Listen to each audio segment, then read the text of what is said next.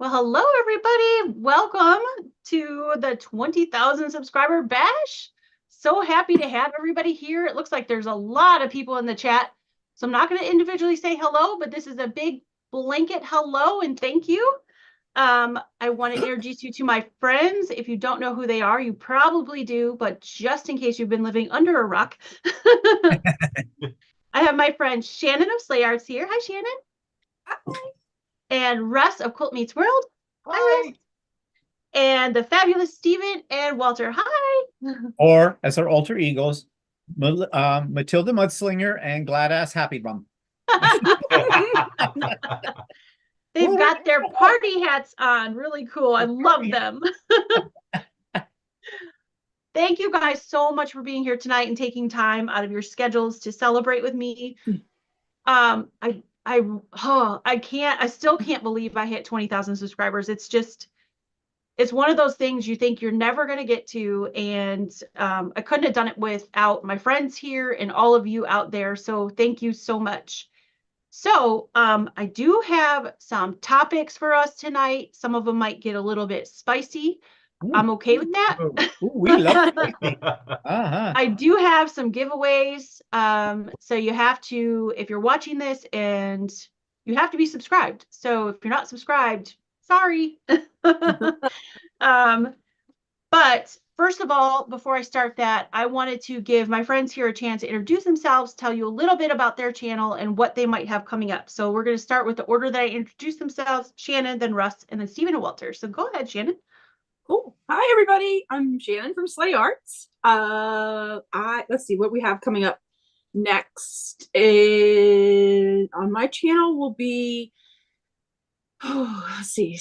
Sunday will be a little snippet of putting together a quilt pattern that I made because I'm going to be releasing a free pattern inspired by Mr. Stephen himself. So doing some free pattern action. So that'll be video that'll go live Sunday, 11 a.m. Eastern, since I won't have my live because I will be in the middle of a Great British Baking Show bake-off with some friends for my birthday. And then later that evening, though, we have the Carnival sew-along, which is Clue 8. Yes, Clue 8, right? Yep. And so that'll be on Stephanie's channel. And then Tuesday night, there we go, is Bandicoot night. I'm very excited about that. It is March 5th at 6 o'clock. Again, back on my channel for the odd months. So 6 p.m. Eastern, we will be doing the New York Beauty Bandicoot block, which is a fun name to say. So I hope to see you all there. Okay, asking the Australian experts here, is that a real animal? And what does it look like? There was a video game called Crash Bandicoot, so it had to be real. Yeah. That's true. I'm not sure what it looks like, though. Is it like a little, it looks like sort of like a little groundhog, doesn't it? I don't know. Walter will look it up. Crash always reminded me of like a porcupine or something like that. So yeah, like a little hedgehog or something. Oh, well, that's Enchanita. Oh yeah.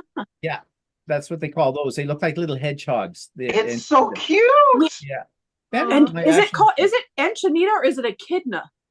Oh, it might be a kid. Oh, Bandicoot's there looks like a little tiny kangaroo. Oh yeah, it looks like a little tiny kangaroo. Hold it up. Oh my goodness. I want one. Oh. Oh, how cute. That's adorable. Ears. Oh, Crash is not that cute. He's not. Oh, well, they fail. Linda knows what they are. She's got often confused with rodents. Bandicoots are small, omnivorous marsupials. Bandicoots are found throughout the Australia and can be common in coastal areas in New South Wales. She beat you to the Google page. Awesome. That sounds like Wikipedia. Well, thank you for that information. That's great. And really quick, before we move on to Russ, Bev asked, Stephen, are those fascinators on your head? They are, Bev. They are. So the next, when we were and they're sewing ones. Yeah, they're sewing ones. They have sewing things on them. Yeah. Pin cushion on the top, and there's a roll of thread, and there's some fabric in there, and ribbons. That's really cool. Are there butterflies like the made on your embroidery machine? Yep. Yeah. Yep. Nice. Yep. Nice. We spared no expense for this occasion. Very cool. Very We're cool. ladies who lunch. We often wear sneakers then. Oh gosh. You've heard of the Red Hat Society? The Red Hat Society. Yep. Or the Red Kook Society? That's funny. Oh, everybody's commenting on your red pandas. Speaking of red. Oh Yeah. yeah, Love I'll the talk red about that pandas. in a minute. But Russ, you want to go ahead and talk about what's coming up for you?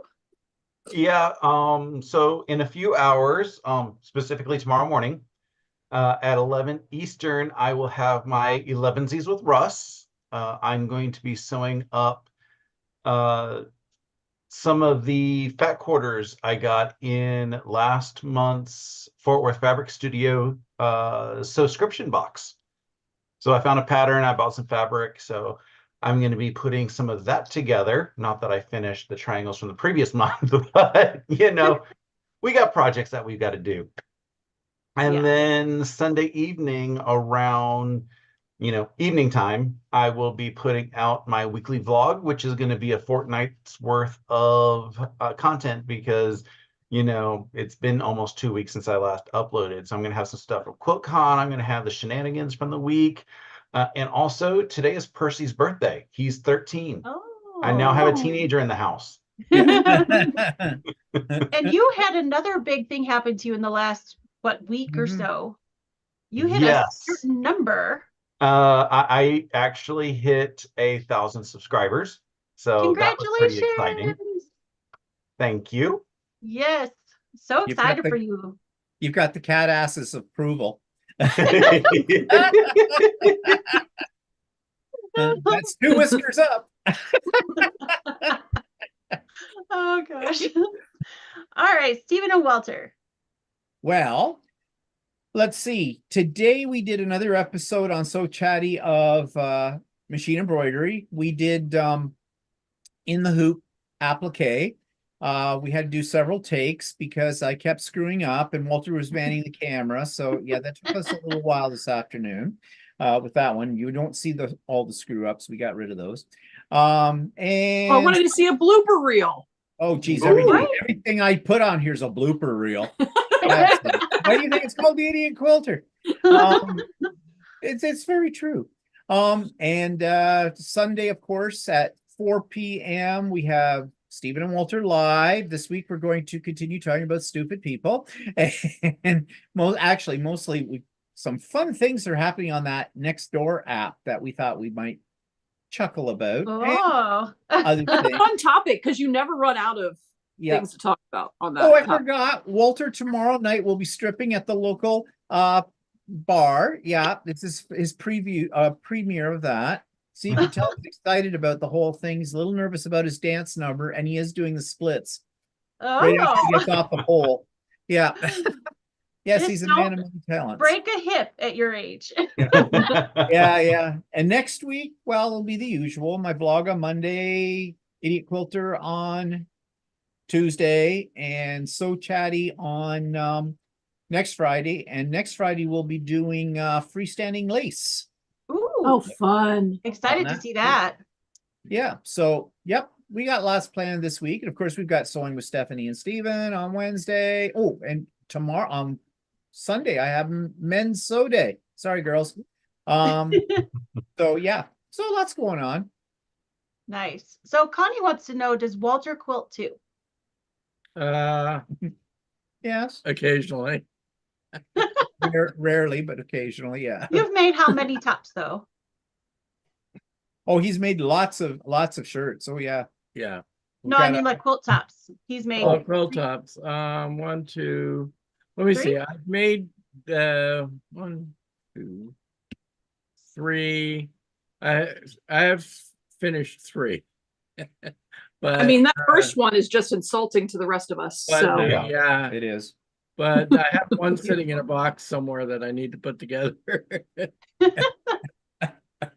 And he still hasn't got around to putting his African quilt on Lucy Well, yet. I'll have to do it this week. Yeah, you will, because next week's going to be Lucy week, because I got 3 quilts that need to be done. Things are piling up. So, I'm excited to see how you finish yours, Walter, because I need to bind mine yet, but I'm waiting to show everybody until you're ready. So you see, you're holding up, Yeah, Stephanie. yeah. Get on with it. No, that's okay.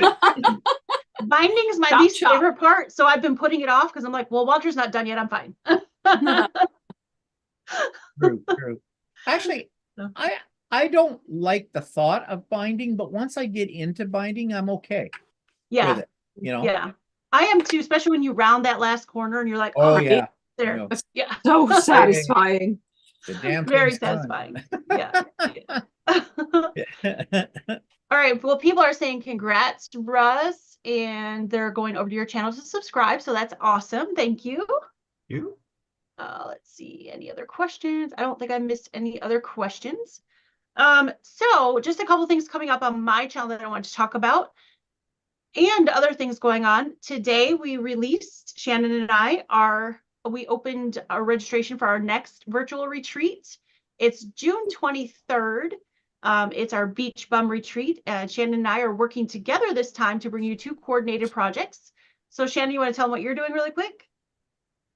I'm doing the bag, so it's the beach bag tote that will carry Stephanie's project, and it'll be a bag lesson and a little bit of FPP lesson too, because the front pocket will have an FPP panel. Yes, awesome. And I'm doing a quilt, so you can use it as a picnic quilt or just throw it on the beach and sit on it, whatever you want to do. But really excited for this. This is going to be a lot of fun. So we opened that today for registration. So if you are interested, head on over to Together We Sew Quilt Retreats and sign up. I will put that link in the chat here in a minute. And then, like Shannon said, this Sunday we're going to sew up Carnival. So if you're sewing Carnival with us, look for that Zoom link here probably Probably tonight, after this, because I have crazy weekend. If I don't send it out crazy tonight, weekend. Okay, so late don't tonight. lose it. Everybody Yeah. remember that you got it and don't lose it, because I Don't won't lose it have because time. Shannon's not going to be available to help you. Yeah. Yeah. And then tomorrow on my channel, I usually go live at 5 on Saturdays, 5 p.m. Eastern time, but I'm going a little bit earlier tomorrow. I'm going at 3 p.m. because I'm going to do the Calliope sew along, and Calliope is the Calliope quilt from Coriander Quilts or Cori Yoder that she gave me permission to do on my channel. So that starts at 3 p.m. tomorrow instead of my usual 5 p.m. So those are coming up, plus the New York Beauty on Tuesday, which Shannon already talked about. So lots of things coming up. So we're going to be pretty busy the next few days, which I'm really excited for. I haven't sewn very much since, because we were gone at Quiltcon and just busy catching up with housework and kids and all that stuff when I got back. So I'm looking forward to sewing. I've been missing that. So if nobody has any questions in the chat, oh, let me put the retreat thing in really quick. And then I'm going to drop the link for all my friends' channels in there as well. So if you haven't been to their channels yet, head on over there and check them out because they're amazing. Okay. So some of the things I wanted to talk about tonight, I thought I would bring out, and you might hate me after this. I don't know. Not possible. That's okay. No. And the reason I want to talk about them is because I've heard a lot of things all over, especially Facebook lately. I'm in a quilt pattern designer group on Facebook. There seems to be a lot of negativity going on right now against shop owners and pattern writers and things like that, as far as the cost of things. So the cost of patterns has risen to the average pattern now is anywhere from $12 to $14 a pattern. And there's a lot of people complaining about that. And I see it from both sides. I see it from the consumer side where it's hard right now because the economy is rough, but you have to see it from the other side too, especially if it's a printed pattern. The economy is rough for that side of it too, because the cost of everything has gone up. The cost of print patterns has gone up. The paper's gone up. The ink has gone up. And so it's really, I don't know what you guys think about this, but I get really frustrated when I see people complaining about those things. I get that it's expensive and things are rough, but quilting is not a cheap hobby. I mean, we all know that. And part of what prompted me to talk about this today is because we did release our retreat today, which I'm super excited about. And I had a couple of people emailing me saying that it was too expensive. But if you break it down per hour of if we had one person attend, Shannon and I would be making $2.86 an hour. And that's less than minimum wage. And that's So, just for the day of. That doesn't count. yeah, the it prep doesn't work. account for the time that we prepped. It doesn't account for, all the time we took to design the pattern, to test it, and all those things. Uh-oh. No, Stephen I'm and here. Walter disappeared. Oh, they're there. It's just me. I'm getting rid of the backdrop because we keep disappearing into it. Oh yeah, you kind of get pixely, like you're in that old-fashioned, like where words are going across, like oh Yeah. yeah. I think everybody got the point. Yes. So I just was curious what you guys thought about prices. I mean, I know they're high and everything, but do you think they're unreasonable? Well, I'll jump in here. Sure. Okay, so you're saying average price of a pattern is what? 12 to $14, yeah. Or 12, 14. Okay, that's American. So for Mhm. Canadians, that means the average price then is about 18 to 22 for a pattern. So those of you that are in the States and you're complaining about the price, come move to Canada and see how you like it. Okay. Yeah. With that. But there was that woman you gave me the link to that on the YouTube channel, and she Mhm. really explains it very, very well, I think. I mean, I know now from doing my own pattern how much time it takes, how much thought, how much editing, retrying, readjusting. You're trying to second guess the people who are going to do the pattern because you want to cut down confusion and you want to have a minimal number of questions about it. And yeah, that your time alone is worth something on that. As far as the cost of paper, well, yeah, paper's gone up, but if we're shipping it out in PDF format, that is less, but that doesn't mean our time is any less. Right. Well, there's also hosting fees for all these things, so that's you're paying for other fees instead of paper. That's Absolutely. true. Yeah. And let's face it, okay, I'm probably going to insult a few people on here, but quilters are the cheapest bunch of people I have ever met. Because they'll bitch about the price of everything from a damn needle in their machine. Some go, well, I never replace a needle, not at what they cost. Well, you want to replace your machine then because that's a lot more than the needle. Yeah. With the kind of thing. You go to a grocery store and buy a green pepper, and you have to take out a second mortgage. So I figure, that patterns are still a bargain. And some people are taking them too. And this is the problem with the PDFs. They're downloading the PDF and then they're giving it to all their friends. And their justification for that is, well, it's so expensive to start with. Well, if you don't pay for it, then people who design patterns are going to stop designing patterns because it's a big pain in the butt to design a pattern. Yeah. And I don't know if there's any pattern designers out there that would actually say, oh, I'm having so much fun designing this pattern. I don't think so. So, shut up and put up. Or go to the library and look up an old pattern in a book. They got them. Yeah. Or make your own. Yeah, I actually really love writing patterns, but it is a lot of work. Like Stephen was saying, it's hours of, I draw everything out on graph paper first, transfer that into EQ8. Then I have to pull all those pictures from EQ8 into another program and then write all the tech. It's hours and hours, days and days of work. And then I test everything because I would never want to give you guys a pattern that I hadn't tested and then it's wrong. I would feel terrible. And so there's all of that takes time. And like Stephen was saying, I have to look at it from a beginner's perspective. I'm a more advanced quilter, so I have to think of everything from a beginner's experience or like their perspective and think, okay, what I'm writing, are they going to understand this? So it's a lot of, like Steve was saying, thought that goes into it, editing that goes into it. So it takes a lot of work, and those are all kind of hours. Like I'm going to use like a lawyer's term, unbilled hours. Like we're not getting paid for. Well, somebody has now this might offend somebody. Okay. First of all, I want people to understand we are not made of money. Okay. We're on a pension, both of us. Okay. We're comfortable, but we've been very, very wise and smart with our money since the day we started to work with it all. Okay.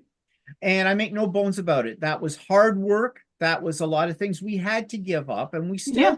there are things we don't do now. We don't fly first class. Yeah, we go on trips, but you know, the money we spend on a trip, for example, that means that's less money we spend on old new windows in our house. We need it, or we'd love to like rip out carpeting and redo that. And you know, you have to pick your priorities and things like that. But some people say, well, it's a really expensive hobby, and how do poor people afford it? They don't. They don't. Because every hobby, not just quilting, I was a crafter for many years, a paper crafter, that was expensive. Knitting is expensive. Crocheting is expensive. Any kind of hobby is expensive because they're all niches. And the manufacturers of the products for those hobbies know it, and they have us by the little curlies, and they're going to jack the prices up. So if you can't afford this, you might have to rethink how you're spending your money on this. I'm not saying don't do the hobby, but there's other ways. There's all kinds of YouTube videos showing how to quilt on a budget. And quilt patterns, to bring it back to quilt patterns, are the least expensive of the things you're spending money on in quilting. Absolutely. Absolutely. Yeah. I mean, you can't even get barely a yard of fabric for the price of a pattern anymore. So yeah. Lots of people saying, yeah, all hobbies are expensive. And also lots of people saying, I really dislike people that like share PDFs that basically steal people's work. So great. Lots of people are agreeing. I appreciate that. So yeah. What are your thoughts, Shannon and Russ? So I'm just new to the pattern writing game, and I'm sure that it's probably longer for me than, or like maybe with Steven too, since you haven't really been writing, like taking the time to write. I'm sure that there are tips and tricks and stuff that you have, Stephanie, that makes it faster, but it's not easy. And I would love to do everything I do for free because I love to do it. Yes. But everything that we're doing costs me money to do, and to be able to continue to do what I'm loving to do, I have to be able to balance that money out, that reality out somehow. And I don't think $10 for a PDF, or $20 for one person for 4 hours is not a lot of money. It doesn't even matter how many people are there, so that $20 is multiplied. That's still $20 per person that, like, we're taking the time to make sure you're doing okay, make sure you're understanding it. It was really important to me, the first virtual retreat, that everybody felt like they knew what they were doing, and that effort and that love and joy of trying to share that with you. Oh, am I making thumbs ups? I don't think it's too much to ask for a couple of dollars to be able to do that for you. So hearing people say that I'm not worth it, and I'm like, well, then you don't need to be here. I'm sorry. I don't miss you. Sorry. Like, I am worth it. I'm very much worth it. And I try to make it very much worth it for you to have spent that money. And I did. And Stephanie and I have talked a lot about what is the right price point to make it not expensive, to make it available and affordable for as many people as possible. And we've spent a lot of time discussing what are other people charging, and what are they doing different or more, or are we charging too much? Is it too much? And I just don't. I've knitted. I was a knitter. I tried doing graphic design stuff and paying for those programs. None of the stuff is cheap, and there are ways to find things to go to the thrift shops and pull like shirts and stuff apart, which people make incredible, amazing stuff on. But you're going to have to pay for some of the things if you want to do the things that your friends are doing. So you have to save up to do it. That's what I do. I save up to be able to go to retreats. I save up to be able to get the fat quarter bundle I want. And then, I make the kids eat ramen noodles. So, I love it. sacrifices need to be made, and those are the Have ones you- I'm willing to make. Have you thought about eating the kids? Oh, that's an That would option. be a I have lot of They don't four. fit in the microwave anymore. No, they're too I have rough. four that'll go a long They've been way. around too long. That'd be too chewy. Yeah. So Russ, what do you think? So I've not written a pattern yet. No, but But maybe I- from the consumer side of it, because you aren't, I haven't gotten there yet. Oh, sorry. Well, personally, But I have, I'm going to say, pseudo written a pattern. Like for instance, this back here behind me, I designed it in EQ8 because I knew what I was going to do. And EQ8 messed everything up with the fabric requirements. It told me that I needed to cut an 11-inch block out of a 9-inch piece of fabric, which Oh. that's not quite right. That's not how it works. So I know that there's a lot of work that has to happen, even with that. And I've gone out there and I've like Mom's quilt that didn't come from a pattern. I had to do a lot of work just so that I knew, what I would need. I ended up overbuying fabric because I had no idea what I was doing and I didn't want to be short. So, I would have saved a lot of money if I had the pattern written for me from somebody else. So there's no easy way. Like I said, if I bought an extra like 3 yards of fabric when I could have paid, $15 for a pattern, that would have saved me, $20 in the end. Yeah. So I have no qualms paying what somebody says is a fair price for their pattern. Now, if a pattern looks like it costs like way too much, $30 for a 1-page pattern, I might question that. But I would haven't question seen that patterns. myself. I haven't really seen patterns that expensive. I bought one actually today and it was $11, and I thought that was a perfectly fair price. Yes. When I saw that the retreat had opened up for sale, I pulled it up on the phone, and I did have half a second thought of saying, oh, it's $40 this time. But I took 2 seconds to think about it and said, well, there's 2 patterns going to be coming in there, so I got to factor those in there, and then I got to factor their time in. I was like, that's a fair price. I'm going to pay it. Nice. So And we're getting I- 2 presenters for in this as well. So, Yeah. basically we're only paying Stephanie 20 and Shannon 20. yeah. So, Yeah. so that's cheap. You don't get, I belong to the Canadian Quilters Guild, and they run webinars every week with people. And those run as a member, they run for a 45-minute webinar. That's just a talking head you're listening to. They're charging $15, $20, $25 for those. Yeah. Yep. Yeah. And they're virtual. You're not getting anything for that except, that you're listening to someone talk about a certain topic. You're not getting like a pattern with it or anything like that. Mm-hmm. And access to instructors. Yeah. and Yep. and I've bought clothing patterns where you buy the PDF pattern and it's like $15 or $20, and that same pattern you can get as a printed format, and there it's more like $40 to $50 for the printed format. Plus, I have to pay for shipping for those if I get from a store, if I can't buy it locally at a store. So it's quite pricey. So Yeah. I guess bottom line is we're not making money doing this. This is not like a money grab where we're trying to get rich off y'all. Yeah. Like it's Right. that's not happening. It's just not happening. There is no way that with that amount of money yeah, but we're going to buy a yacht. you're no. a YouTube celebrity. You're making lots of money. Yeah, you think that. Yeah, I know. But You the have other to thing have My 40 hundreds of cents I made. thousands. I was gonna say, y'all need to invite all your friends because I need like over 100,000 before I start making some good money on YouTube. Yeah, yeah, true. But also, when you talk about like, you guys aren't doing this to make bundles of money out of it.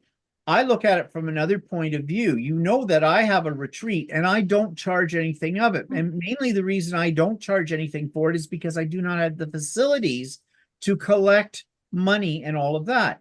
But here's what happens. If you don't charge for some of these things, and this happens to me, people go, oh yeah, gung-ho, I want to sign up. They sign up, then they don't show up, but they took a spot that could have gone to somebody who would have been there. And the thing is, in their mind, they're going, oh, well, if something better happens or whatever, I can go to that because this cost me nothing.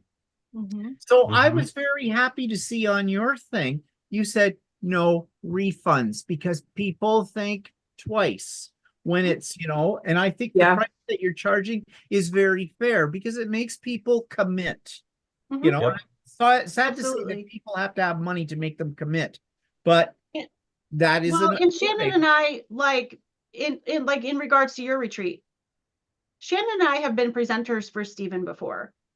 And we do those things because obviously Stephen's our friend, but we're giving back to you for free in other ways. So it's not like we're charging you for every single thing we do.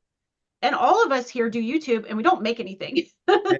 So, it's just this one time we're saying, we wrote these patterns, we spent all this time.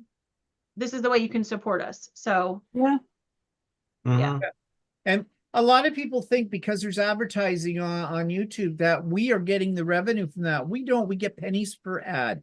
Pennies. It is nothing. And then on top of it, YouTube takes 30% of it away from us right off the top every month. Apparently it's called tax. But I have a problem with that because I'm Canadian. I'm not American, but I'm paying American tax. So there must be a piece of a highway somewhere on that I-90 or 75 or whatever. My name on it because I own that piece. There's several people that have said, bet those complainers are the ones who buy the expensive coffee every day, like at Starbucks. Yeah, probably. So, all right. I don't want to try to make anybody feel bad about like themselves or their situation. Listen, there's been many a times in my life that I was eating ramen and there were choices I had to make about the hobbies that I had that I loved so much. And sometimes I just had to not do that thing that all my friends were doing. And it's not fun, but it's reality.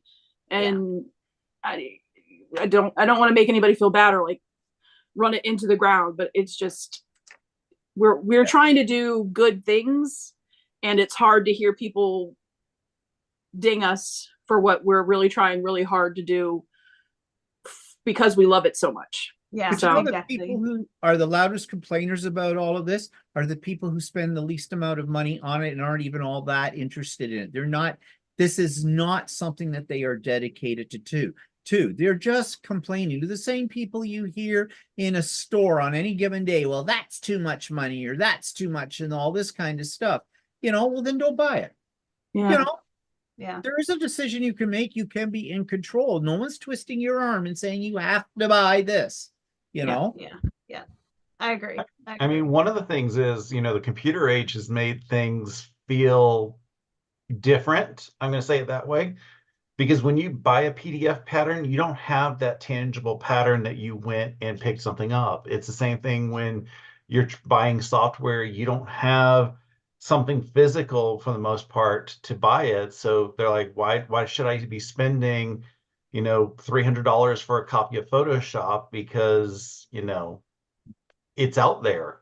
So it's the computer age that's really harmed people in the designer stuff. I have background in software development.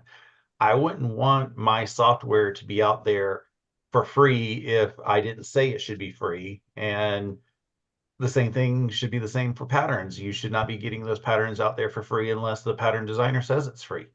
We've got two people who are trying to monopolize our conversation in the chat because they don't want us talking about this anymore. Benita and Vicky, not their show.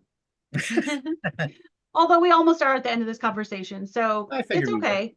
I understand why you guys are saying that, and I said it might be a little uncomfortable. I just don't like the way they're saying it. Yeah. But I did want to point out a comment from Little Monkey Me said, we appreciate you and we feel like you appreciate your followers and customers.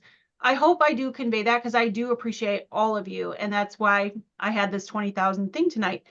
So with that being said, I'm going to do my first giveaway. Yay. It will be for this layer cake. Ooh. Ooh. So if you're here in the chat, there's nothing you have to do. I'm going to use Nightbot to pick a winner. It's going to be completely random. You don't have to put any keywords in or anything like that. I'm just going to type in what I need to type in and it'll pull a name for me. I won't have to do it. Thank goodness. I don't have to make that decision. Yeah, that's the best part. I don't have to worry about it. Yes. And there was another comment that I wanted to say something about, but it went away now because they went too fast. So let's see if I can find it really quick. Not really, but everybody's really supportive about the retreat and everything like that. So thank you so much. I really appreciate that.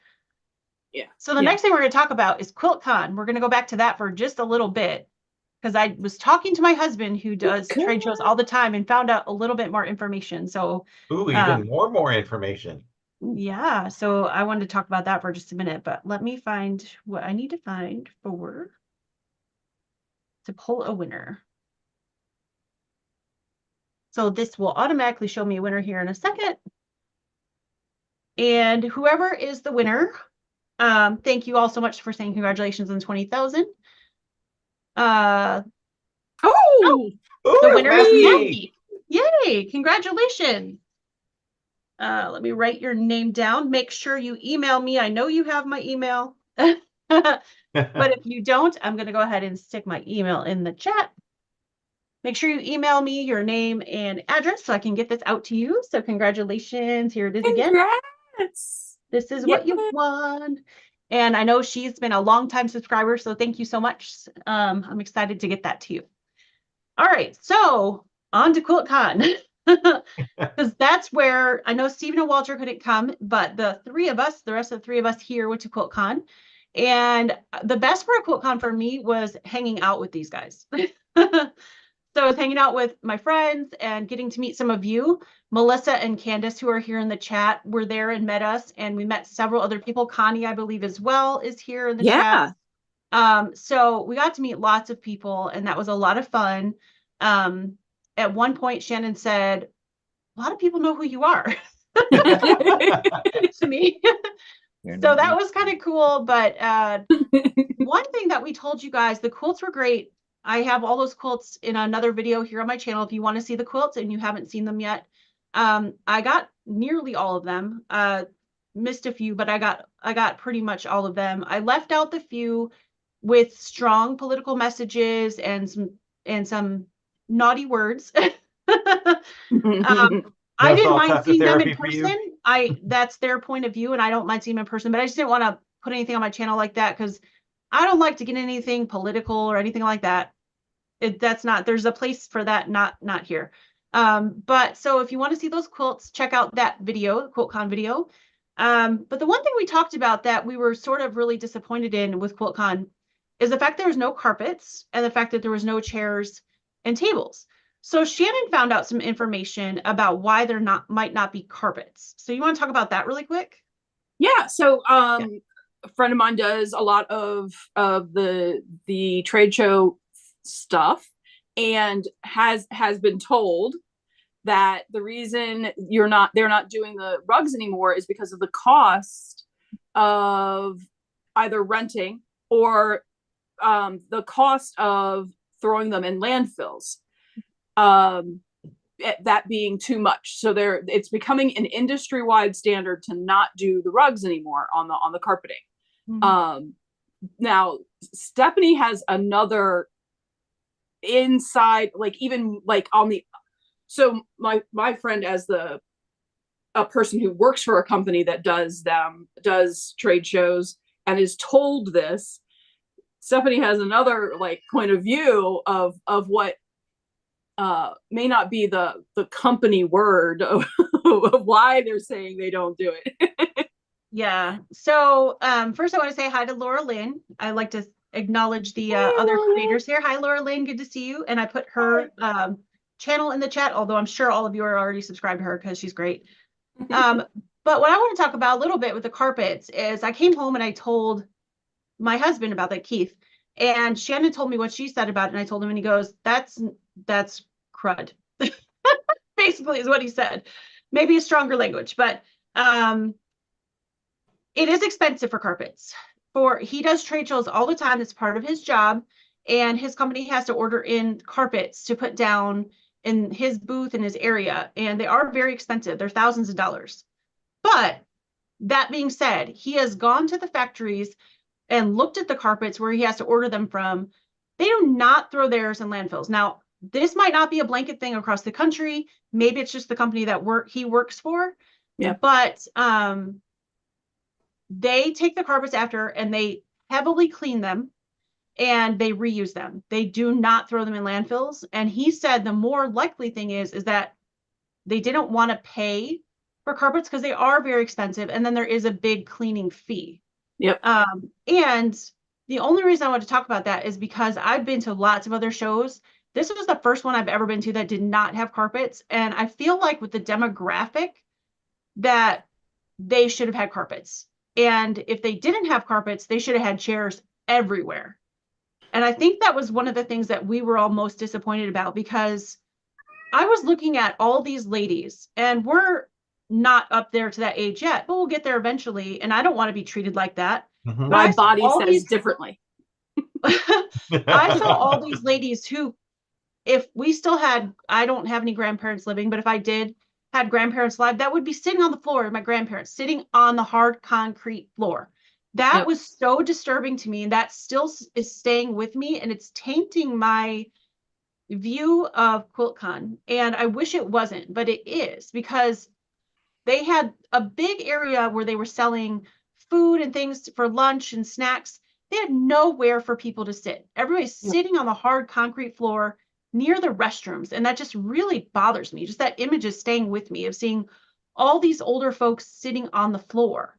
And it's not because they didn't have the space, because behind the quilts, there was this huge open concrete space that they could have put tables and chairs. And if they didn't want to spend the money for the carpets or the landfill or whatever it might be, their excuse, they should have at least put chairs so people could get off their legs and feet, because by the end of each day, our knees and our feet were killing us. And I went to Quilt Canada with Stephen and Walter, and I've never had that problem. So it's definitely that there was no carpets and nowhere to sit down and take a rest from that. So that is bothering me still. Well, we don't have carpets in the Canadian one either. We have beaver pelts. They're softer. Is it shaved or unshaved? Yeah. Never mind. There's definitely enough space for more chairs, many more chairs, and some tables back there in that corner where those Yeah. like food truck bits were. That was crazy. Yeah. Well, Was there anything in the lobby, or was it just like one hall? Like, I'm The picturing upstairs, All the way upstairs, they had a few tables that you can sit at. But you But- had to leave and then go up a couple flights of stairs, Yeah. and there's nothing right Oh. there Yeah, to it get was like up several flights of stairs. yeah. yeah, well, some people wouldn't be able to manage that. Exactly. No, like, no. And what about, well, I don't want to cut off at this part of the discussion, but I was just going to say, how are the quilts hung? Because in the pictures I saw, they didn't look like they looked like they were pinned to curtains. Mhm. Is that what they did? I think so, because I saw some pins in some of them, and it didn't look like they were hung on poles with pockets or anything. So They were kind of like crooked and, yeah, they had to have been hung with pins. Yeah. well, that's not oh, very- there's some. I'm now I'm being nosy because I meant to go back and look. There's some kind of rope being holding them with a pin on the rope onto the Oh, okay. onto the quilt. I just remember seeing pins, but I don't remember seeing it in every quilt. So that could be. Yeah. Yeah, there's some kind of like light blue, kind of looks like yarn, at the corner of each of them, holding them up there. Yeah. But it's not like on a sleeve or anything. They It just doesn't look look a like it. little like,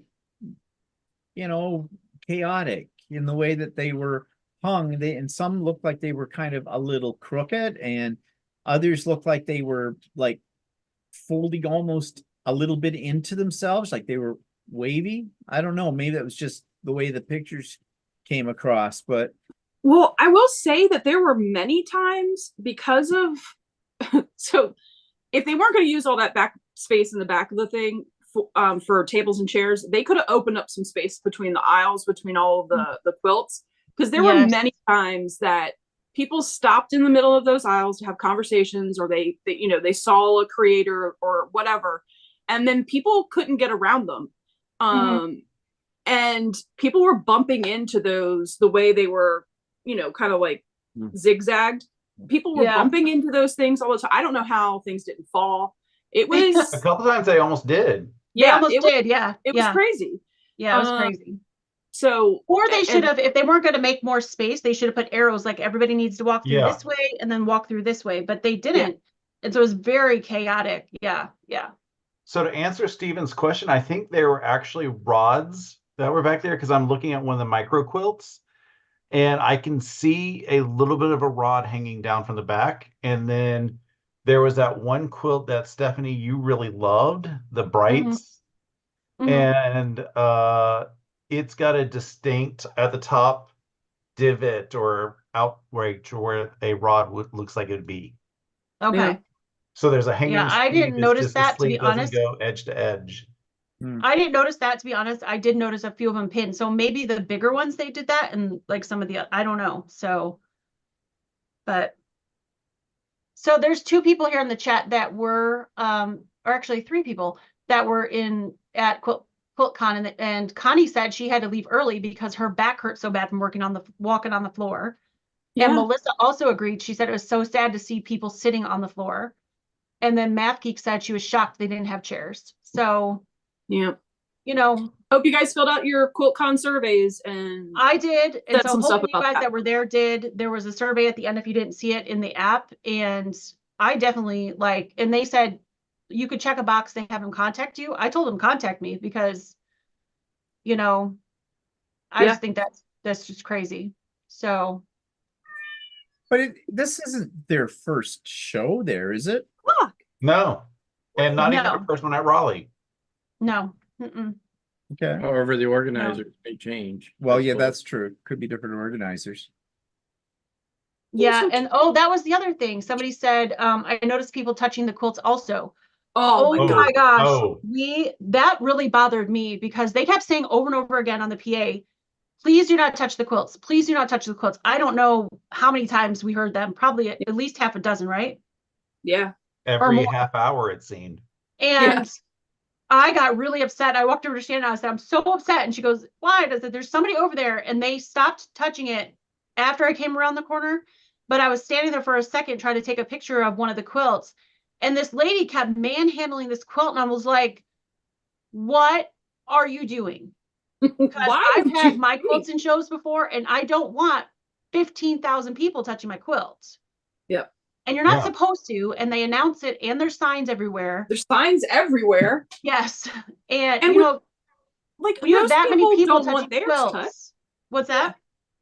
I'm sure that they wouldn't want theirs touched all by the mongrels walking through the No, and people might say, oh, it's just one person. But if it's just, you say that, but then if there's 15,000 people. One person's. Right. Right. And if you have 15,000 people a day coming through and they get touched by a lot of people, they're going to get oils from their hands onto your quilt. It's going to get dirty, greasy. That's not fair to the creator to spend that much time and energy and then have all these people touching their quilt.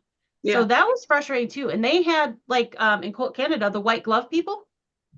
So they could show the backs of the quilts, and people just didn't want to wait for them. So they just flipped them over, touching. And I was like, ah. It was so bad. I mean, they're probably the same people that would go to an art gallery or go to the Louvre and try to get at the Mona Lisa. I was going to say, throw tomato soup on the Mona Lisa. I saw that news. Yeah, right. Yeah. So, Billy Lowry said, charge $5 more and have adequate seating. I agree. And she said, I won't attend again for that and a few other reasons. Quilts were not hung well. I also don't think there were that many vendors in attendance. I actually thought it was a good amount of vendors. I just think that they weren't prepared. Probably not enough vendors for the amount of people that came. But Yeah. I think vendors weren't prepared. I don't think they thought that that many people were going to come, because some of them, we were there on Thursday in the vendors, which was the Yep. first day they were open, and they were already selling out of stuff. Yep. So Yep. they said this was a record-breaking Quiltcon as far as attendance. I just don't think anybody was prepared for that amount of people. No, So no, I think that's fair to say that nobody was expecting that much. yeah, yeah. Candace, who was there, said they had plenty of bathrooms, which is good, but the lack Yeah. of carpet and chairs stunk. So yeah, Well, I'm glad that we didn't go because we thought about it, but we looked into flight was about $600 a piece from where we are. And Mhm. then there weren't any hotel rooms, and that was back in what? When you looked at Well, I that, looked at it way back when we were, like last fall. yeah. And it was like, so we thought, no, with the other trip we're going on to Australia, nope, priorities, Yeah. what we talking about Yeah. before, picking stuff. But now, I kind of miss, because I thought it'd be cool. I could hang out with you guys. We'd be there and everything. That would be have such a I mean, great that would have time. been the highlight. Yeah, that would have been the highlight. But now Yeah. I'm hearing what you guys are saying back from. Well, I'm glad we didn't spend the money to do that. Well, yeah, and you and I had this conversation, Stephen, the other day, and I said, I'm glad you didn't spend the money either, because I would have been mad for you, because that's a long way to come from Yeah. Canada. International travel is expensive. The hotels were expensive. And then to come into that mess, I would have been upset for you, because, that's a lot. And to be disappointed, or, I'm glad you didn't come either. So not that we would have loved to hang out with you, but But I know, but yeah, so I would have hated for you to spend the money, yeah. Yeah. I'm just really So- glad we went as early as we did, because I can't imagine having been there with 15,000 people and most of the vendors having very, very limited supplies, if any at all, at that point. Yeah. And that would have been horrible. I would have been so Yeah. sad. Yeah. Yeah. So, Christy said Gudrun had her husband fly out to bring more supplies because they were selling out. We were in their Mhm. booth the first Yeah. day, and there was a kit that I wanted that they were already sold out of. And that was what, Russ, like 2:00? It was like Ish? 2:30. Yeah. Yeah. And then, you and Hard I going. sold out one of the other kits. Yes. Russ and I got a kit, and we took the last two that they had. So yeah, it was crazy. Yeah. Let's see. Somebody brought up a good question, and I can't remember because it was further back, but they asked what our thoughts were that so many people tried to put a quilt in. I think they had 2,400 entries, and they ended up picking 400 or something. Something like that. Yeah. And they said, what are your thoughts on so many people not getting in and then letting more than one person, like the same person, enter more than one quilt? Because there were a few people that had 2 or 3 quilts in. So what do you think about that? So I don't know enough about the judging. Are they judging blind? Do they know who the artist is when they're judging in a quilt? Because if they don't know who the artist is, then I'm totally fine with if you're judging blind and you're such a badass that you get more than one in and nobody knows it's you, then you rocked it this year. But if they know, and then are all the judges talking to each other? Because if you're judging one type of like improvisation, there we go. And somebody gets that a quilt in, do those judges then say, well, this person has a quilt already in? Do they have those conversations? So I just don't know enough about how it's judged in to say. So my opinion is the people that had more than one quilt in, they were in different categories. Yeah. Because I did enter a quilt. It didn't get in, and I'm okay with that. But you can They only didn't think it enter had enough one. ombre? Yeah, excessive amounts of ombre. Yeah. But you can only enter one quilt into each category. So I'm thinking the ones who had more than one quilt had them in different categories. Yeah. And that I'm okay with, because if you want to make one for every category, go for it. Yeah. So, and like Shannon said, if you're that good that they're picking every one of your quilts, you must be amazing. So that's great. However, what about ones, were there ones there that had more than one quilt in the same category? Did they allow See, that? I don't know. I know I when didn't- I entered, I can only enter one into the category I entered into, but I didn't look at the other categories, so I'm not sure. Yeah. I think most shows only allow you to enter one per category. Like even if you do Yeah. a fair, it only allows Yeah, you even to the county per fair category. was like you had to pick which category it was going to be in, and it could only do one in each category. Now, see, that's not how it was at Quilt Canada, because a certain gentleman quilter won first, second, and third place all in one category, Yep. Yeah, and that's kind of shut out everybody else, which I didn't think was fair. No, that's I not didn't- no, either. didn't think so either. No. Yeah. No. So Now, if you win in your category and then you win in best in show, like you can do that, right? Like a dog show. I'm just taking that from what I know. so typically best you can in win show best in is breed and best in Yeah. show, right? Like, okay. typically best in show is taken from the first place winners and all the categories, and then they picked like the best of those. The So overall. yeah. Okay. So that's Then- different. That's another like level of Yeah. Okay. yeah. That makes sense. Different categories, one quilt per category is fair. Yeah. Yeah. Ladies in our show might win in every category because they are so good, said somebody. Hmm. Yeah, yeah. And Candace said there was stuff sold out on the first day. Yep. Yeah. So, wow, that's a lot of entries. Only 400 make it into the show, said Lisa. Yes. Yep. And they had a lot of entries. So, yeah, so I think one per category is fair. I mean, I don't think you should be like Quilt Canada, where like, okay, we'll just say Right. his name because we've talked about him before. Peter Byrne, he won everything. Yeah. Yeah. Yeah. I don't like that. Mm-mm. Yeah, One- that one reeks of suspicion there. We've talked about that many times. Don't know how that Yes. really Yeah. happened. So, but all I know is after hearing this discussion about QuiltCon, what I experienced at Halifax when it came to judging quilts and that, I have absolutely no desire to ever enter a quilt into a quilt show, even to be accepted, because I'm sorry, but I think there is stuff in behind the scenes that we don't know about, and that's the conspirative Yeah. people who have conspiracy theories. That's me coming out of me on the whole thing, but I can't help think that they are totally objective. Don't Yeah. No, I don't think they can be, because you No. have your you have your coming in- preferences.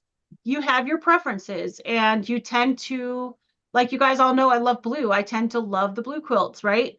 So Yeah. you definitely have your preferences. I just put my Going Coastal, which is another Art East quilt. This is the Red Pandas. I just finished it today, actually. But I did the other Art East quilt, Going Coastal, that was all the like oceany stuff. I put that in a show, the same show that said excessive amounts of ombre for my quilt last year. I very much expect, now it's like kind of a game for me. I very much expect her to come back and say excessive use of grunge. I'm so here for it. I want her to do it so bad. I want it so bad. I now it's fun for me. But then if we look at it from another point of view, it is art. Can anybody ever be totally objective about art? No. Yeah. Art appeals to our emotions, Yep. and quilts are art. So you're going to Everybody, with they interpret it differently. Yeah. What speaks to you doesn't speak to somebody else. Yeah, it's subjective, just just by its nature. Yeah. Yeah, I agree completely. We all have different tastes, and there's things that, like, Shannon and I could be standing next to each other, and I'm like, ugh, and she's like, oh, that's awesome. So it's all perspective. Yeah. And it And did then- happen there. So yeah. Yeah. and then It you did. realize the two of you were looking into a mirror.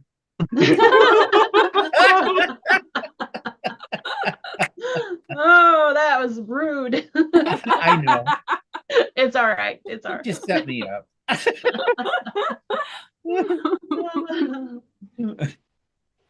So what else do we got to talk about? All right. So I'm going to do another giveaway really quick, and then we'll talk about something else. So let me do that. All right. So it's set up. We'll see who Nightbot picks this time. The winner is Katie Crafts.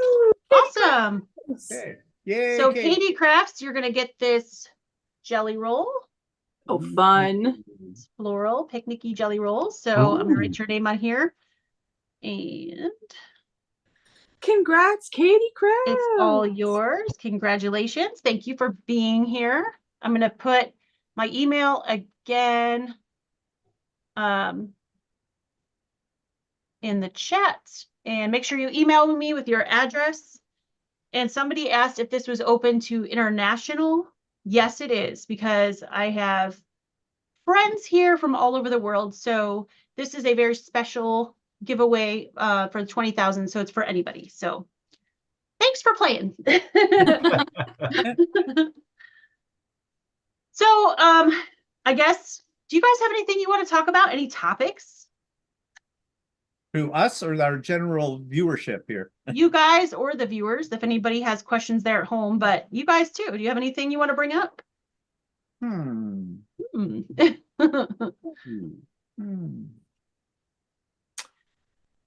Does anybody have any ideas of what the next big thing is going to be? Like we saw at Quiltcon, like I did not realize that my love of matchstick quilting was shared by quite so many people until I went to Quiltcon. So I'm definitely gonna be changing that up. Sorry, what was that?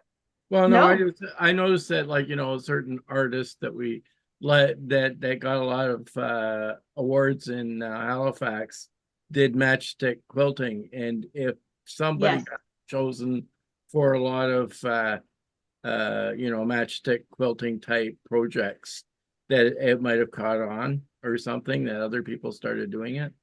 It was, I think so. Well, every quilt. Every quilt had matchstick or straight line quilting. I think there was only what, guys, like 3 or 4? Yeah. That was anything but matchstick quilting. Yeah. Yeah. With that, I think surprised us the most. That surprised me the most. I was shocked how many were just, I was like, okay, I guess if you take a quilt and you matchstick quilted, that means it's a modern quilt. I didn't realize how influential I was. I didn't realize I'd caught on that fast across the country. There you go. You're a trendsetter. Actually, I saw a YouTube video where someone was talking about based on what they saw at Quiltcon and some other things they've been to in the last 6 months or whatever. They said they thought one of the trends was, and I thought this was a trend that had already happened and it's sort of gone again, was quilted clothing, but taking old quilts or making quilts purposely to make clothing from. But I thought that was a little passe now. I thought that about a year or 2 years ago, you know, after the big Mary Fawns controversy about cutting up an old quilt to, you know, make it into a coat or something like that. I don't know if that's a trend now or not. According to this, I can't think of what the YouTube channel was that I watched. It was not. I think it was a trend for a while. And that's one of the things that Shannon and I were surprised that there weren't more people with quilted clothing items. We actually expected that, right? Because people that go to the modern thing are a little more, and I'm not insulting anybody, it's just their personalities, a little more on the kooky side anyway, right? So they might tend to wear something like that. Like I'm conservative, I'm not going to wear something like that. That's just me because I don't want attention. So I don't know who could like Steven. I did see somebody with a quilted jacket, but it was probably designed and built and they were for that, not necessarily taking an old quilt or taking something that they had made as a quilt and turning into a jacket. I think there were a lot more on Saturday and Sunday, people wearing quilted items from other like people that I watched like on other like Instagrams and stuff like that. They were definitely a lot more on the weekend than what we were seeing. But it's so hot you couldn't wear a jacket too long. That's true. But it's more now purposefully quilted clothing. Like where they're like quilting to make the quilt, not using vintage things that they've thrifted or anything like that. A lot of the coats are, you know, patterns are written specifically for this, and you're going to make the quilt this way to make it fit the pattern, which is cool. I don't know. Yeah. So we did get a few questions. Pat, well, I'll get back to hers in a second, but sorry, forgot who it was. Oh, Candace Johnson asked if there is a right or wrong side to solids. So the answer is no. That's the nice thing about solids and batiks is that if you're a new quilter and you're doing FPP or something like that, you don't have to worry about the right and wrong side. Now, there technically is a wrong side, but they look pretty much the same on either side. And once you've taken the fabric off the bolt and cut it up, you can't really tell what's the right and wrong side. So Yeah. There are some batiks where they have added some embellishment to one side of them, like Yeah. like a gold tinge or something, and then they have a right and wrong side. But other than that, most of the time they're pretty much the same. yeah, yeah. That's the nice thing about using those, because you don't have to worry. I love using a tone-on-tone fabric, but those ones are so hard to tell the right and wrong side sometimes that I'm like, why did I do this to myself? And I'm not buying a black light just to figure out what my donut. But if you have one, if you have a black light, that works. So to tell the right and wrong side on those. So Pat Jennings asked me, how do I complete quilt tops so rapidly? Well, I'm not the only one here who can answer that question because Stephen does too. So she's a phenom. Basically, I sew really fast. Yeah, and she has a sewing machine that just like that's a race car. Yeah. 7,000 stitches a second. Yep. I get your finger close. I have a whole bunch of little munchkins, you know. What are those things called at Willy Wonka's factory? Yeah. Oh, the Oompa Loompas. Yeah, they do all the hard work. So I do sew really fast. My sewing machine is 1,600 stitches a minute, so it's really fast. I haven't always sewn that fast. It's just now I've been sewing for a really long time. And I'm going to keep going that fast as long as I'm still accurate. If I'm not accurate, then I'll slow down. And I don't stitch FPP that fast because then hold up your hands. Hold up your hands. My hands? Hold up your hands. Yeah. Oh, nope. All the fingers are there. So she's good. They're still there for now. So once I cut off a finger or do something crazy, then I'll stop. But stitch them all together. I just kind of sew fast. Oh, I've been sewing for years. Not lazy.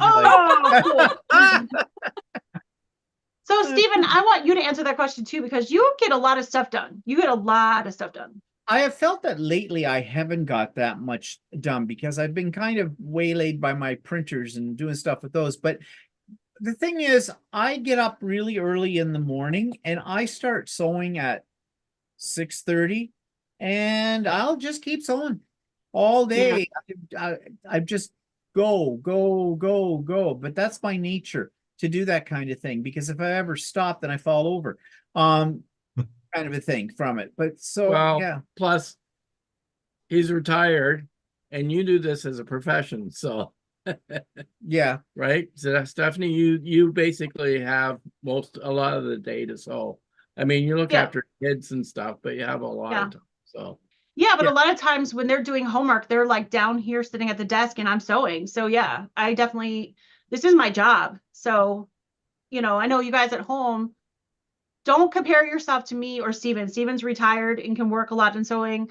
This is my job. So that's what I do every day, like where you would do a 9 to 5. So that's how I can get so much done too. So definitely don't ever compare yourself to somebody like one of us.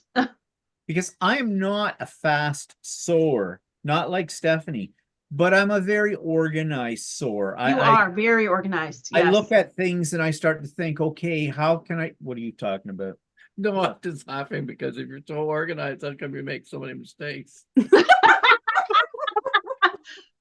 Organization does not mean perfection.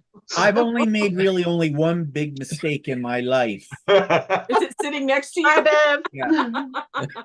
But I'm organized. I'm very organized and I put things, if I can do it like an assembly line, I do. Now, some people don't like doing that because they feel that takes the art out of it, the creative part. But see, for me, that is creative. I've always been that way with anything that I do, I look for a way to logically set it up and do things, you know, in almost an assembly line method. So it doesn't bore me. For some people that would bore them, you know. Mhm. So not for me. I find it very stimulating. Nice. Just the way I am, a little weird. Yeah. Say nothing. So those of you who like to match stick quilt, somebody asked, how close together do you have to stitch to be considered like matchstick quilting? For me, Mhm. to consider it matchstick, I would say 1/2 inch or less.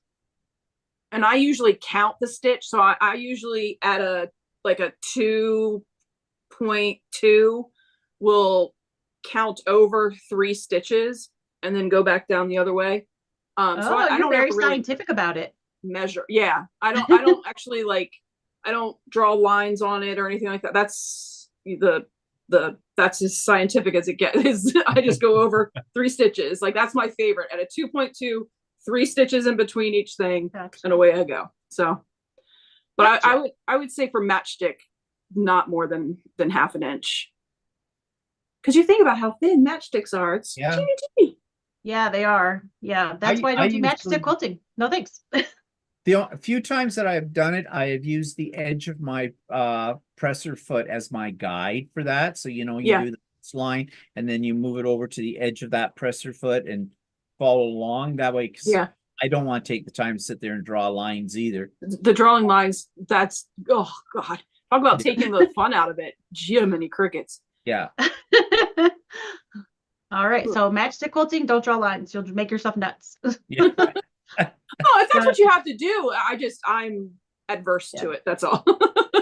Actually, a good thing to do though is do a quilt that's all in matchstick, but on one of the lines go a little wonky. And then when people are looking at your quilt, see if they can figure it out. You'll know whether they really looked at your quilt or not. Walter would find it. Walter would catch Walter it would find it, immediately.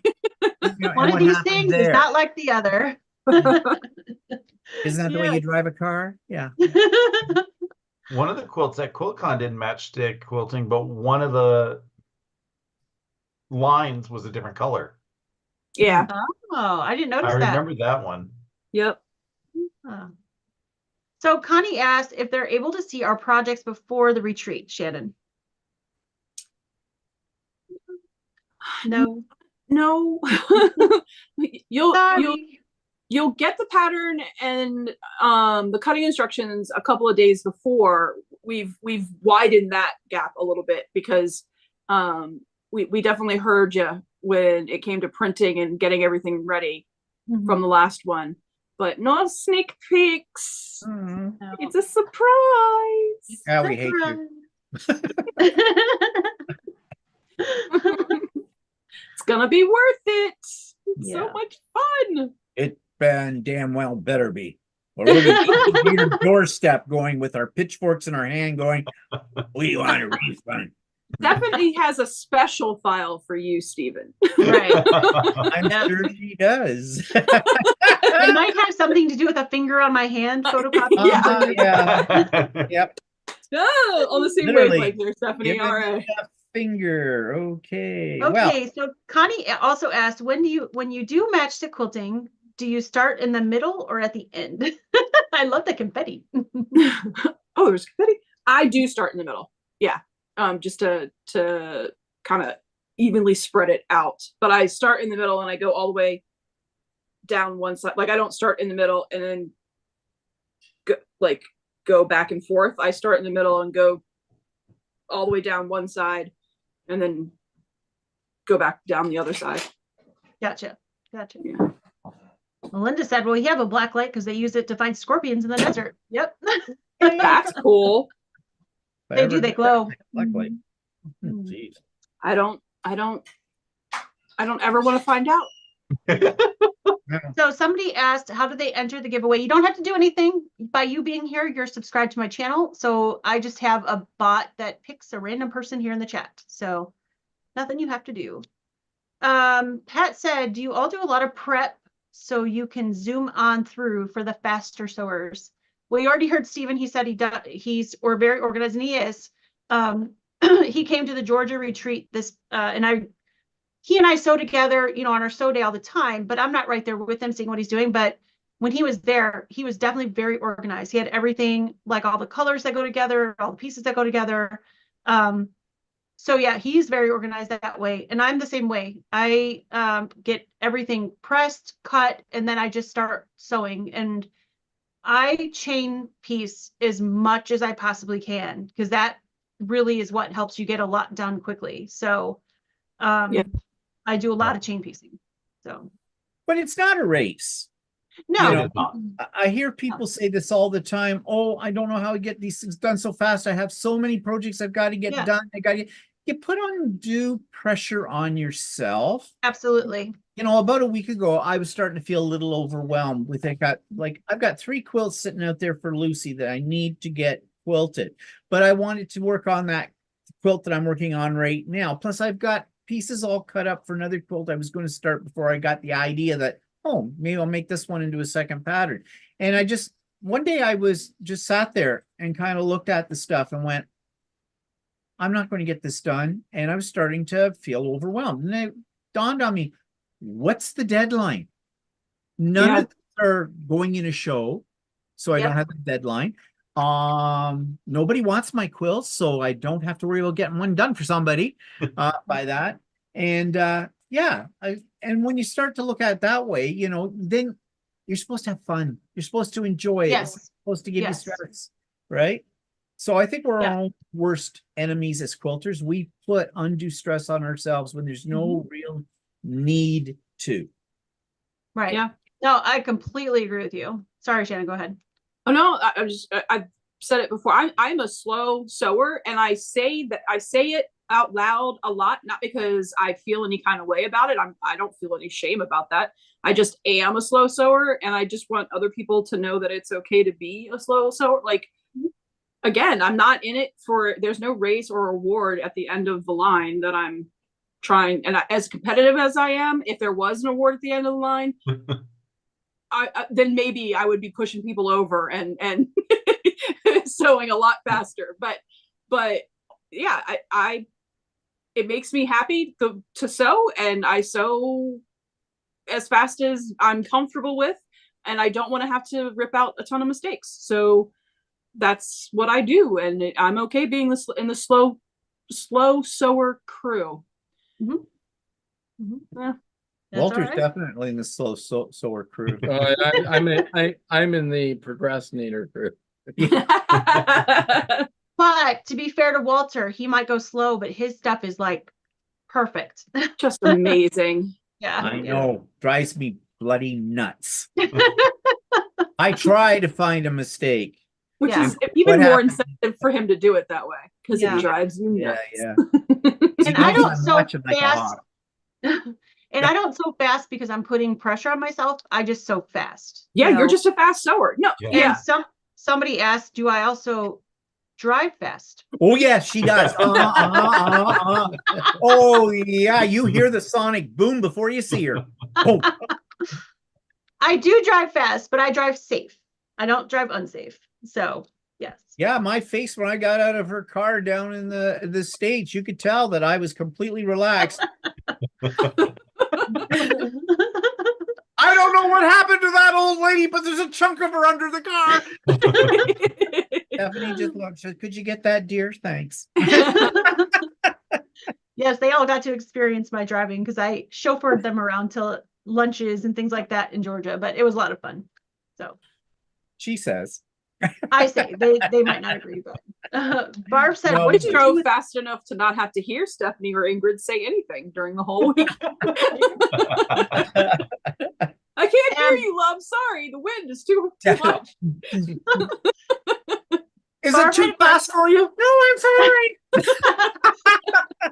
see what I'm doing is I'm providing a service that you won't need a facelift." Definitely. My skin had absolutely no wrinkles, no pores, no flesh. Yes, You don't need Botox, just Stephanie's chauffeur service. that's If I right. only had floppy ears, I'd hang my head out the window. Now you owe me $10,000, please. Yeah. Oh, So Barb had a question, and this will be for all of us. What do you do with the quilts you make? Ooh.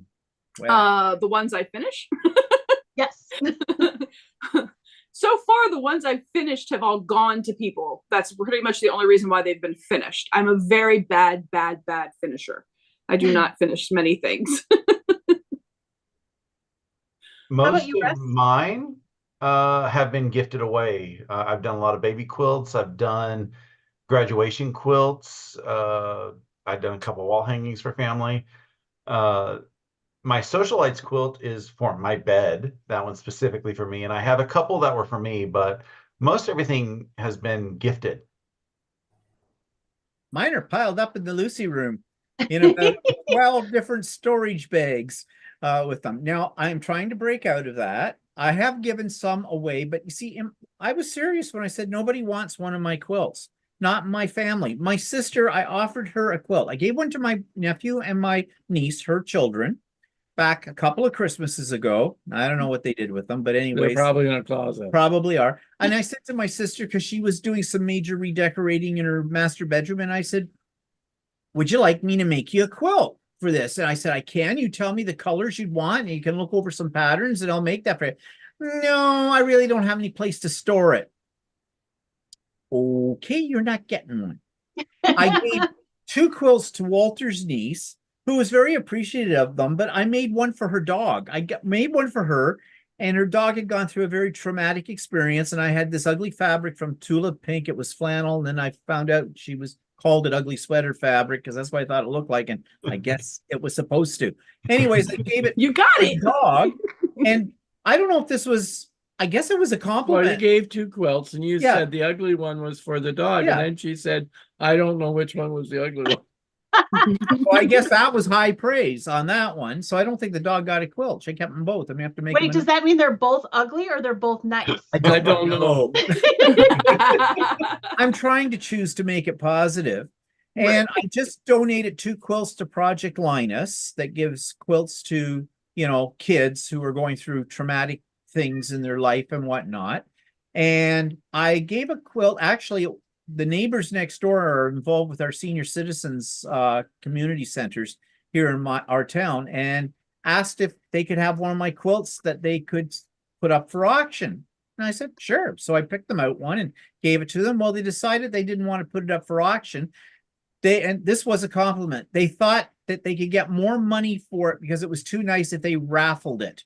So right now they're raffling it. So I'll be interested to see how much money they actually make from that quilt. Yeah. You'll But have to update us on that. That'll be interesting to hear.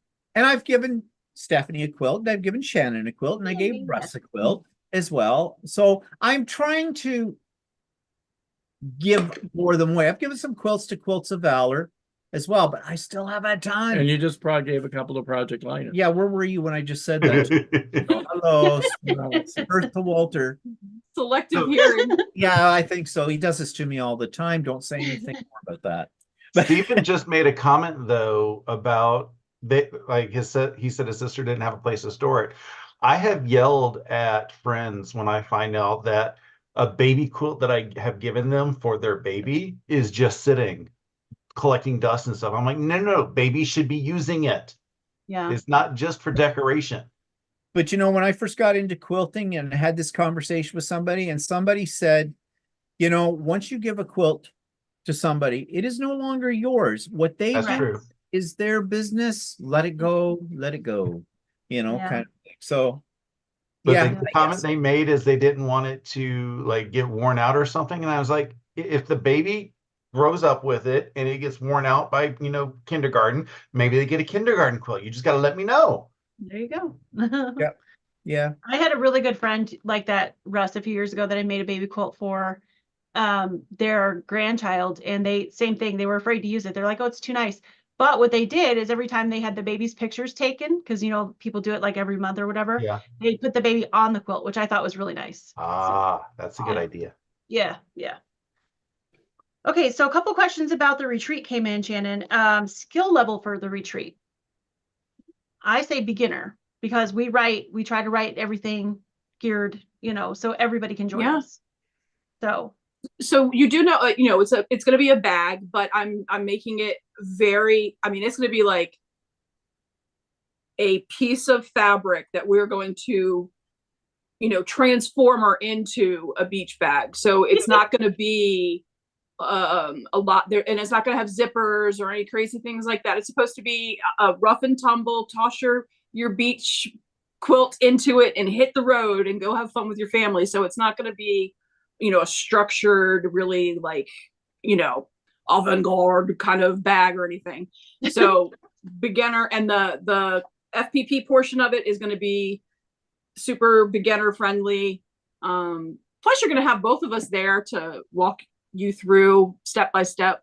So any questions that you have, if you run into pieces that scare you, we'll be there. Yes, absolutely. And they also asked if they're going to get a material list for the retreat if they sign up. Yes. So we will send a list of all the materials you need with cutting instructions 2 weeks before, and then you'll get your pattern a couple days before. So you'll have time to pull your fabrics, cut them, and then you'll get the pattern a couple days before the retreat. So you'll be all set there. Yep. So really quick, we had one more question, but I'm going to pull the last winner because I have one more. Yay. Woo-hoo.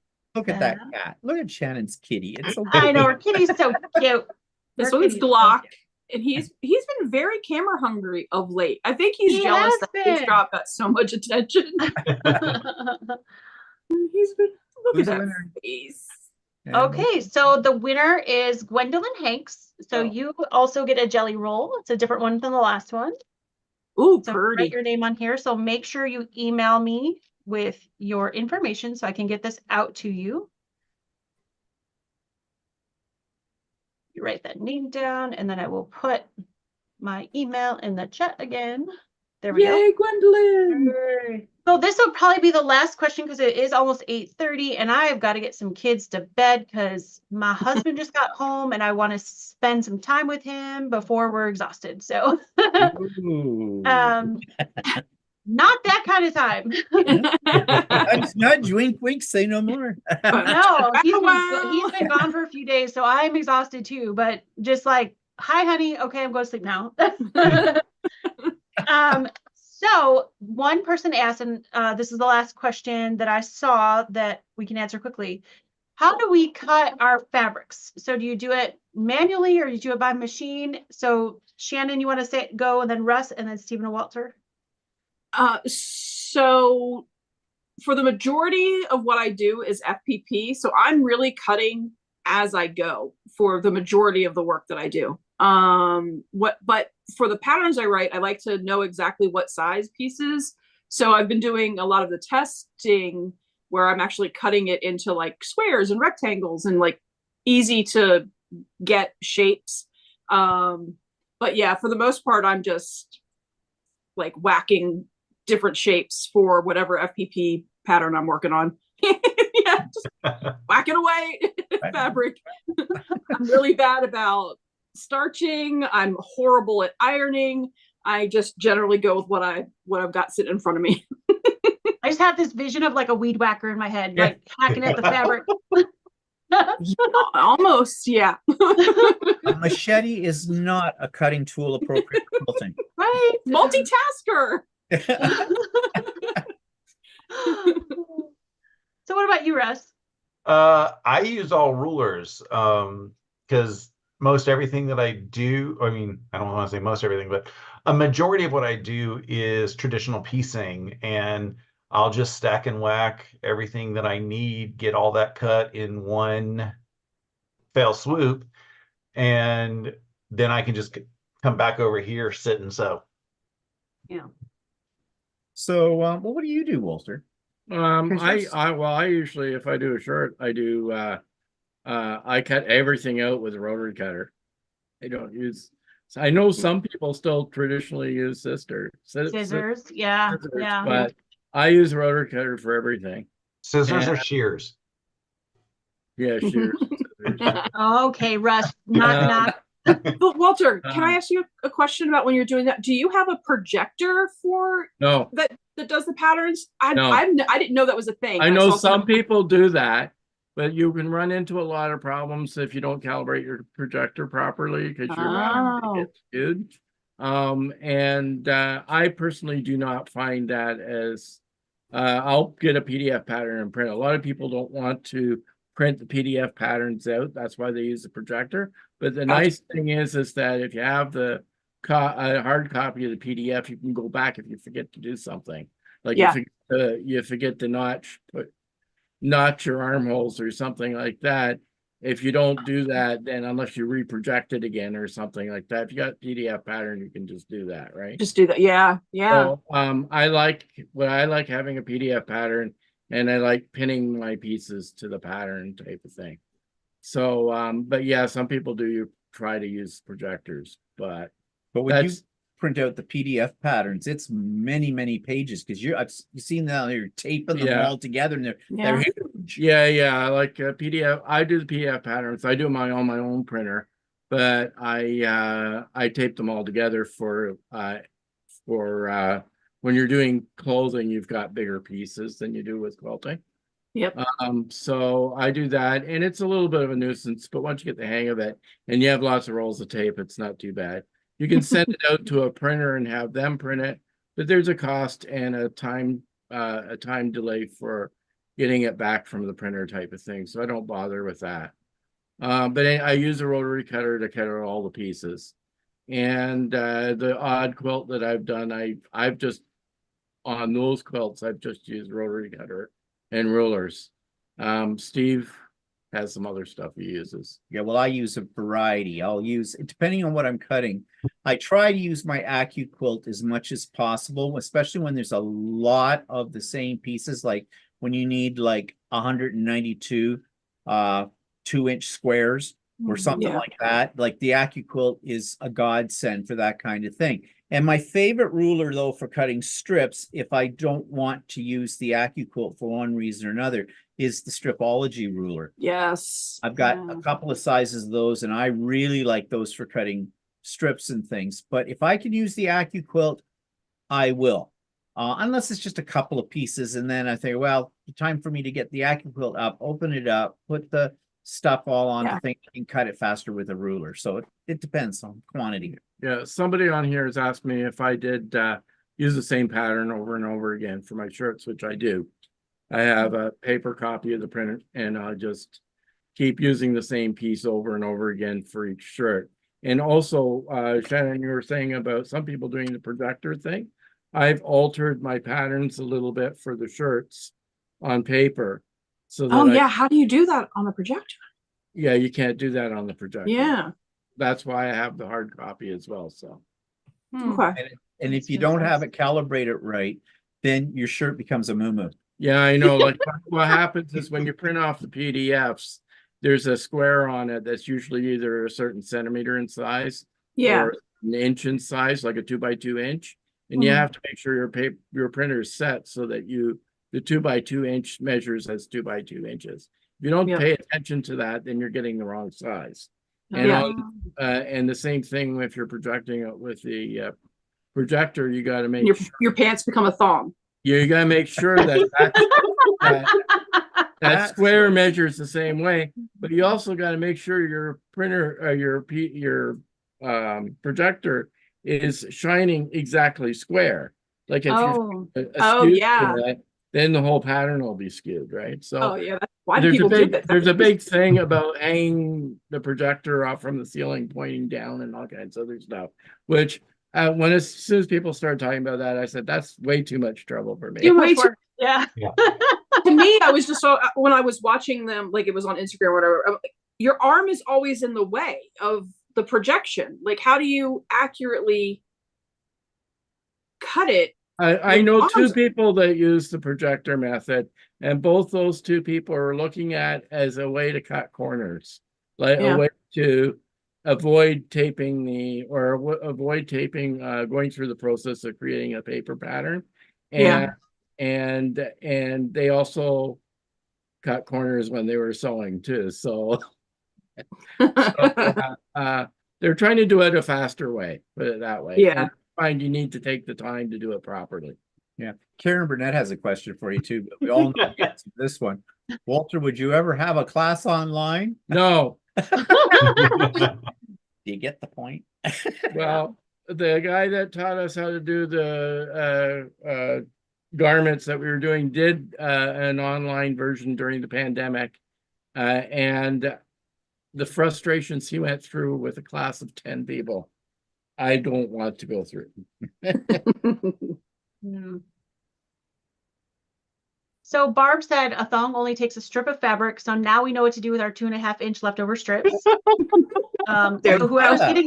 So whoever's getting the jelly roll, you can have 42 thongs. Someone asked if the thong has a Y seam. Cisco would approve of this conversation. Yeah. So what I do for cutting is I do it manually, most of it, but I had an Acu cutter, what was the little one? The Me The or Go baby? Go me or Go me or Go me. Whatever the little baby size one was. And so I never really got into using it that much. So I talked to Stephen about it a bit and some other people that also had the electric cutter. So I did invest in that in the end of this year, and I'm really starting to use that more and more. I'm a little bit, and I need to talk to Stephen more about it, a little bit scared to use it still with like specific kits because I don't know if there's enough fabric. But when I'm doing things from yardage, definitely. So like I cut all the pieces for my Calm Waters quilt on that because it just, like you said, when you have to cut 2.5-inch squares, like, oh. So I'm definitely getting into cutting more and more with that. So yeah. So yeah, and actually on my pattern I'm working on right now, I'm going to include the how to do it with the Acu quilt as well as doing it. Oh, great. Yeah, that's brilliant. Like at least Perfect. dies you need for it and how many of the pieces you're supposed to get out of a die, because I think a lot of people more and more are going to the Acu quilt system simply because they may be having trouble with their hands. Mhm. And it is easier, especially the electric machine. Yeah. But you're right, Stephanie. I don't think I would use it on a kit because, you know, kits are notorious for not giving you enough fabric to start with. And there is a bit of waste with an Acu quilt too, as well, which some people get very upset with as well. So if you're one of those kind of people that you buy exactly the amount you need and no more, then an Acu quilt's not for you. Not for you. Yeah. And I Unless don't mind you're a little bit of crazy, waste, like- but sorry. Go ahead. No, go ahead. Oh, I don't mind a little bit of waste. It's just that, like you said, Stephen, with kits, you're never sure. Like this quilt behind me, this came from Art East, right? It came from Canada because it was actually cheaper for Americans to buy from Canada. So I did. And the pink fabric right here, I was actually short about 10 inches. And I found it and I wasn't going to bother them because it was silly.